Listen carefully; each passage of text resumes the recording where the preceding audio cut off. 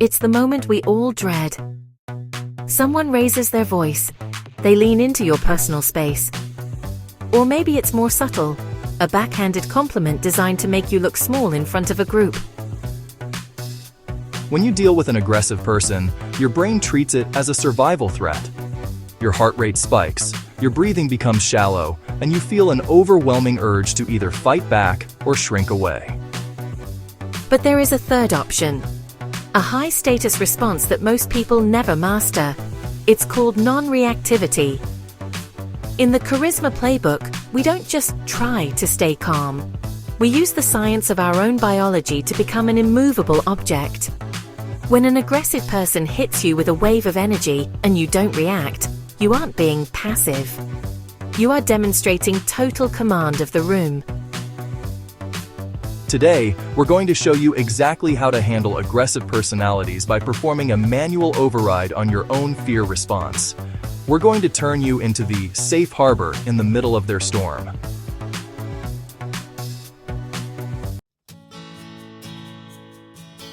Before you can lead others through a crisis, you have to survive the war inside your own brain.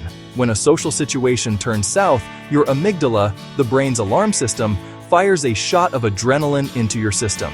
To handle aggression, you have to understand the amygdala hijack. When someone is aggressive toward you, their brain is trying to infect yours. They want your adrenaline to match theirs. This is the amygdala hijack. Your prefrontal cortex, the part of your brain responsible for the detective mindset we learned in Part 9, literally shuts down. You can't think of what to say because your biology has shifted into fight or flight. This is why your voice gets shaky or you start talking too fast. You are leaking status because your biology has surrendered to their rhythm. The charisma of crisis begins with the 2-second buffer. When the pressure hits, the average person reacts in 0.5 seconds. The leader waits for 2 seconds. When the aggressive comment hits, you must manually count to 2 before you change your facial expression or open your mouth. That gap is everything. In those 2 seconds, you are performing a manual override of your nervous system. By refusing to react instantly, you signal to everyone else's brain that you are not threatened. You are the heavy pendulum we discussed. You are forcing the room to wait for your frequency to stabilize.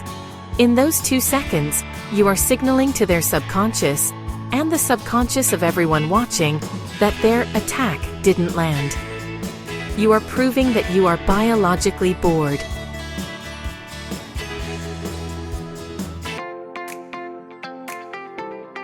If you want to see the difference between high status and low status under pressure, look at the pause. When a social hazard feels tension, they try to fill it with noise. They apologize too much, they laugh nervously, or they speak faster to get through it. A leader uses negative space. If someone insults you or asks a trap question, don't rush to defend yourself. Look them in the eye, take a slow, safe harbor breath, and let the silence sit between you for a full 3 seconds. This is a power move because it places the burden of social discomfort back on the other person. By not rushing to fix the tension, you prove that the tension doesn't own you. You are the anchor. Think of it like this. The person who is most comfortable with the silence is the person who is currently leading the room.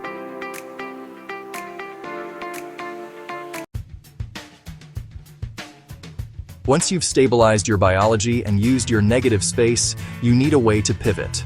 This is where we combine the detective mindset with crisis management. Instead of defending yourself, you ask a pressure release question.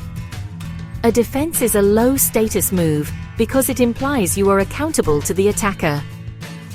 A question is a high-status move because it forces the attacker to explain themselves. Someone says, "That's a pretty basic idea, don't you think?" The low-status response is to explain why it's not basic. The crisis charisma response is to pause, maintain a calm eye rate, and ask, "That's an interesting perspective. What specifically feels missing for you?" Notice what happened there. You didn't get angry, you didn't get defensive, and you didn't lose your safe harbor. You simply invited them to provide more data. You stayed in the detective mindset, while they were trying to be confrontational.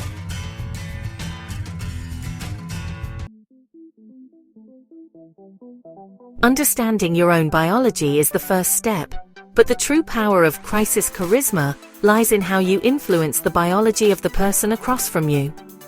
This is a phenomenon known as neural coupling. When two people interact, their brains begin to mirror one another. If someone approaches you with high arousal energy, meaning they are shouting, aggressive, or panicked, their brain is trying to recruit yours.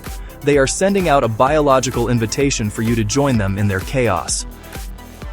Most people accept that invitation immediately.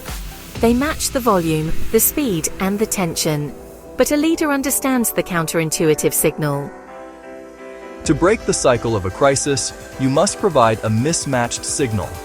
If they speak faster, you speak slower. If their posture is rigid and aggressive, yours should be open and relaxed. You are essentially refusing to mirror their social hazard, and instead, you are forcing them to mirror your safe harbor. This isn't just a mental trick, it's a physiological takeover.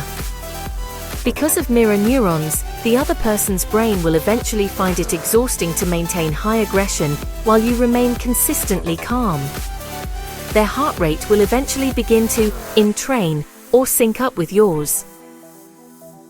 By staying biologically bored, you aren't just winning the argument, you are literally calming their nervous system down for them. You become the external regulator of their emotions. The next time someone tries to pull you into their storm, remember, the person who stays calm the longest eventually dictates the energy of the entire interaction. You don't fight fire with fire, you fight fire with an ocean of composure.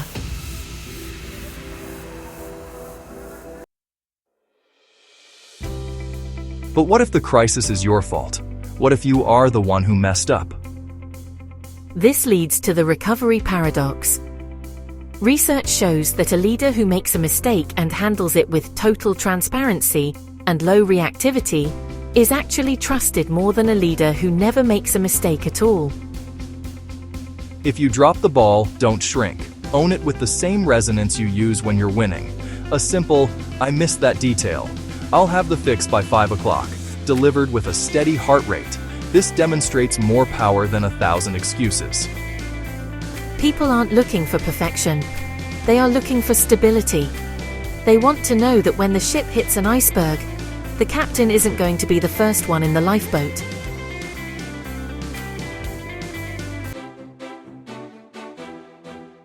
Aggression is a test of your DNA. It's a test of whether you are the architect of your environment or just a passenger in someone else's chaos. This week, your challenge is simple. The next time you feel that jolt of social anxiety, whether it's a difficult email or a tense conversation, don't react for 2 seconds. Count them out. 1, 2, find your safe harbor breath, and then move with fluid intent. You are becoming an architect. You are learning that you don't just react to the world, you shape it. In part 12, we're going to explore the dark triad of charisma, how to identify when these biological triggers are being used against you for manipulation. Subscribe to stay in the loop. Build your DNA. We'll see you in the next one.